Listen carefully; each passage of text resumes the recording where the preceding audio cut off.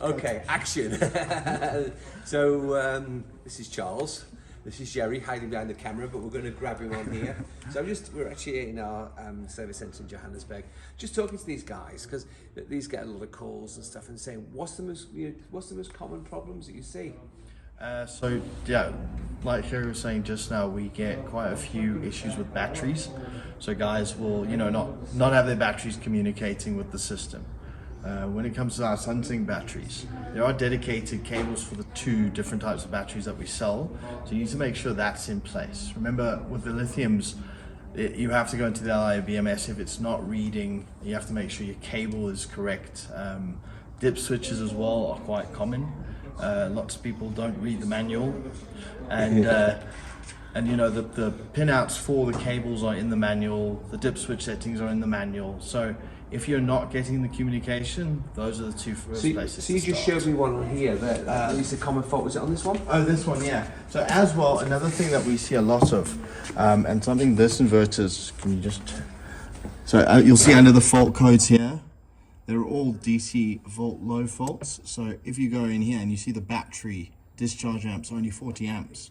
So every time this inverter's load goes over that sort of 2.5 kilowatts, it trips out because there's not enough batteries. You've told the inverter, this is all the battery you're allowed, so if there's nothing else, I'm just going to cut. So would you reckon that's your top single failure problem? Probably one of the biggest reasons we get inverters in that have absolutely no fault for. Yeah. How about you, Jerry? What's your main problems? What was you found? No, it's the same thing. Same thing. Yeah. What about the CT? Oh, you mentioned about the CT? The CT direction. The CT direction and measuring the CT, when the guys change the CT, or when they want to measure the CT, if it is positive, they must switch off the solar and they must disable the system timer.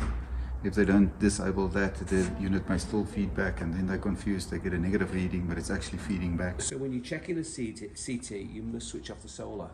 Yeah, it's a good point, because I've seen that myself. I've seen it myself, and you can't tell which way around the CT coil is, because the CT coil is a major important part of it.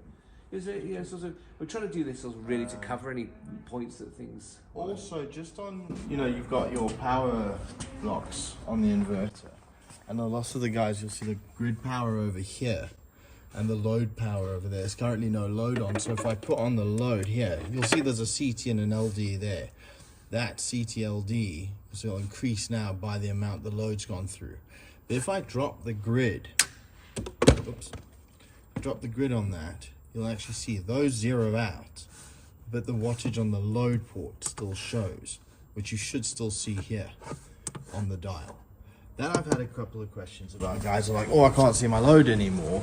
You've got to remember, if it's a hybrid with a load out, that's a different section. Your grid tied inverters, which we obviously use a lot more in the UK, they shouldn't see anything on the load readout, only on the CT and LD section of it. So just make sure you see stuff like that, because we do get a lot of questions, especially from the UK, regarding that.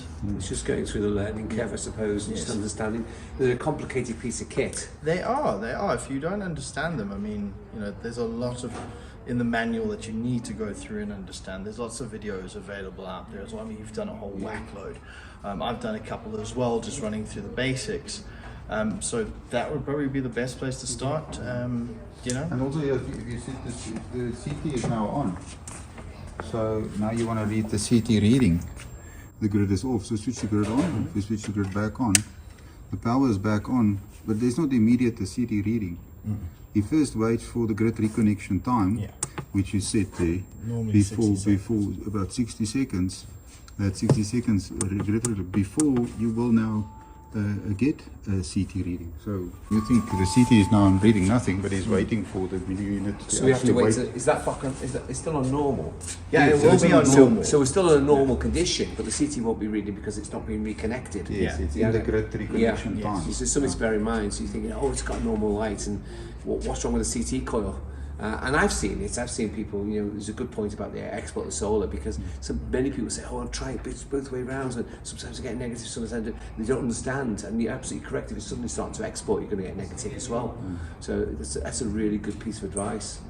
Okay, no, just just trying to come. Is there anything else you think that people should really want to know, or from your experiences? No, I think understanding that the machine is either in island mode or in grid time mode. Yeah. And currently we're waiting for this one to go to grid time mode. And you have to wait for that before you can do the CT reading. There it goes, just say click. Yeah. And if they understand that, it will be much easier to debug. Okay, brilliant. Okay, thanks for the advice. Okay, see you. Thanks, guys. Cheers.